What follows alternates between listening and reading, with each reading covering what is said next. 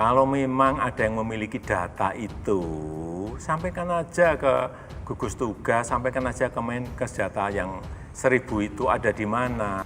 Posisi sekarang ini bukan posisi yang mudah. Jangan memperkeruh suasana dengan hal-hal yang sebetulnya mudah untuk disampaikan aja datanya sudah. Tapi tidak disampaikan ke publik dan justru memperkeruh. Saya kira tidak seperti itu. Kalau masih ada yang main-main, saya gigit sendiri. Sudah mulai ngerti ya, oh di sini. Saya sudah mulai ngerti, oh di sini. Saya sudah mulai ngerti. Kalau masih ada yang main-main, sekali lagi, yang gigit saya sendiri. Lewat cara saya.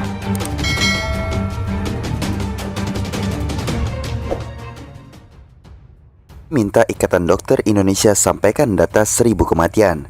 Jokowi sebut jangan perkeruh suasana.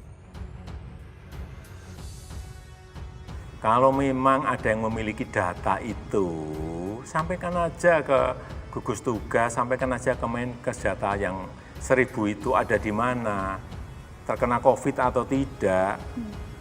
Ya karena sekarang ini sakit apapun yang ada di rumah sakit, kalau gejalanya itu gejala demam, gejala panas, gejala batuk, pasti protokol kesehatannya akan membungkus yang meninggal itu dengan SOP COVID.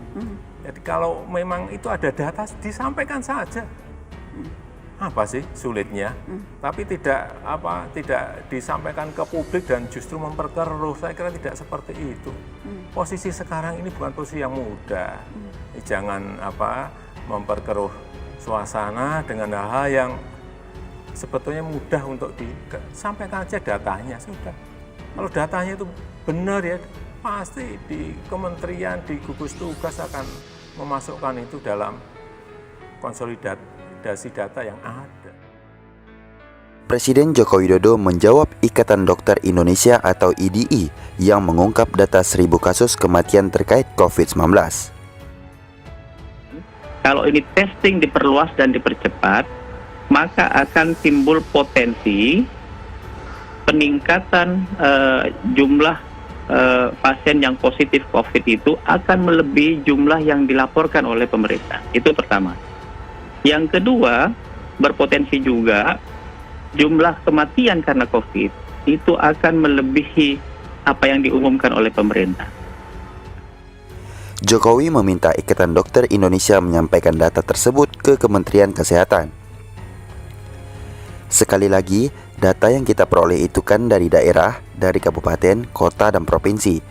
Kalau memang ada yang memiliki data itu, sampaikan saja ke gugus tugas, sampaikan saja ke Menkes.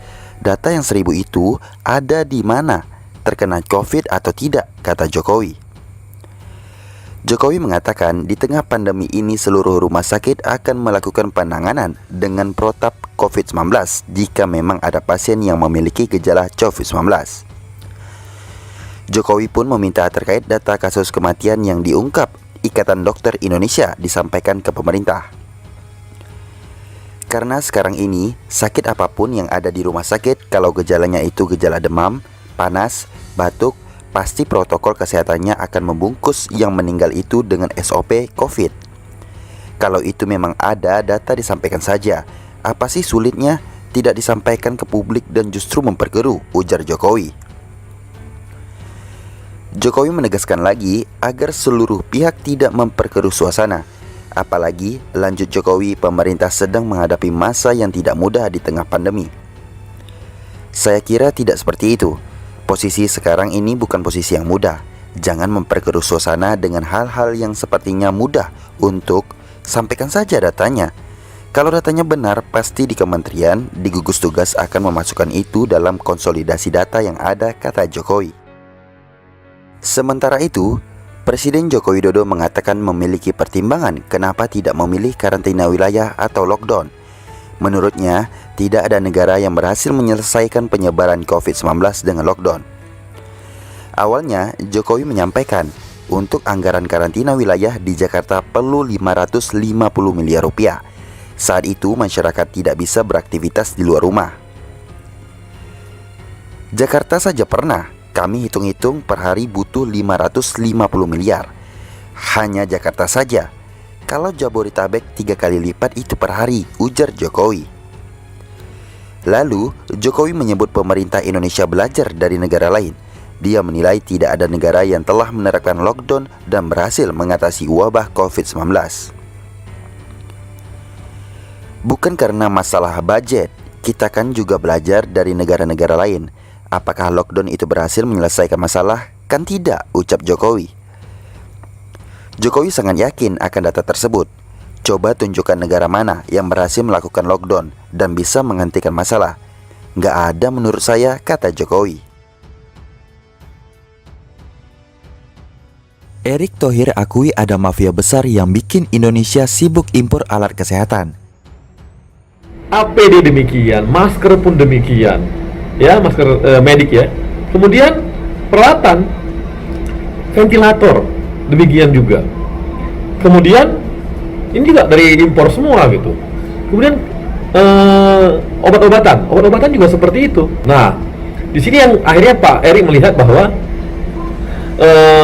ada mafia-mafia gitu, mafia-mafia besar, baik global maupun lokal yang bergabung juga mungkin dan sebagainya, yang akhirnya membuat kita ini, bangsa kita hanya sibuk berdagang, bukan sibuk memproduksi. Jadi, dan ini jelas dari permintaan Pak Jokowi ya, dan ini arahan Pak Jokowi kepada Pak Erick Thohir supaya memberantas mafia-mafia ini dengan membangun industri lokal, membangun industri farmasi kita sehingga kita bisa memproduksi sendiri apa kebutuhan kita. Nah, inilah yang dijadikan oleh Pak Erick sebagai dasar kenapa beliau mengatakan bahwa selama ini mafia di alat kesehatan dan juga bahan baku obat dan obat-obatan menguasai bangsa kita gitu. Menteri Badan Usaha milik negara Erick Thohir menilai selama ini Indonesia terlena dengan impor bahan baku obat-obatan dan alat kesehatan ketimbang memproduksi sendiri di dalam negeri.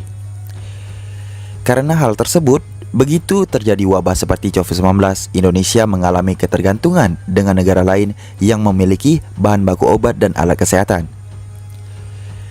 Disinilah Pak Erick Thohir menyatakan bahwa kita terlalu sibuk selama ini dengan trading, tidak berusaha membangun industri dalam negeri untuk mengadakan alat kesehatan, ujar staf khusus Menteri BUMN Arya Sinulinga. Arya mencontohkan, saat ini Indonesia tak memiliki bahan baku untuk masker, padahal sumber daya manusia di Indonesia mempunyai kemampuan untuk memproduksi masker. Pabriknya ada, tapi bahan baku dari luar semua. Indonesia hanya tukang jahitnya doang. Orang luar bawa bahan baku ke tukang jahit, dia bayar tukang jahitnya, diambil barangnya. Itu proses yang terjadi selama ini, dan kita akhirnya impor juga barang tersebut karena bukan punya kita, itu milik yang punya bahan, kata Arya. Melihat fenomena tersebut, kata Arya, Erick Thohir pun beranggapan selama ini ada mafia yang membuat Indonesia terus-menerus mengimpor bahan baku obat dan alat kesehatan. Padahal Indonesia mampu memproduksi barang-barang tersebut.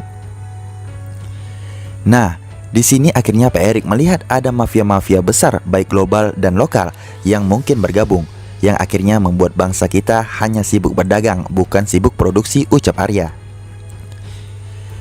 Atas dasar itu, Presiden Joko Widodo memerintahkan Erick untuk membangun industri farmasi di Indonesia.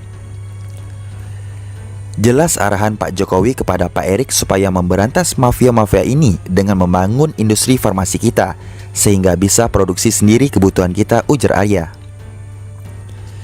Sebelumnya, Menteri BUMN Erick Thohir mengatakan, saat ini mayoritas bahan baku untuk obat-obatan dan alat kesehatan yang beredar di Indonesia masih impor. Mantan bos klub sepak bola Inter Milan ini mengaku prihatin dengan kondisi tersebut. Mohon maaf kalau saya bicara ini, sangat menyedihkan kalau negara sebesar Indonesia ini 90% bahan baku dari luar negeri untuk industri obat. Sama juga alat kesehatan, mayoritas dari luar negeri, ujar Erick. Menurut Erick, mewabahnya COVID-19 di Indonesia harus dijadikan cambukan untuk mengubah hal tersebut. Dengan demikian, nantinya bangsa Indonesia tak akan lagi tergantung dengan negara lain. Saya mohon maaf kalau menyinggung beberapa pihak. Janganlah negara kita yang besar ini selalu terjebak praktik-praktik yang kotor, sehingga alat kesehatan mesti impor, bahan baku mesti impor, kata Erick.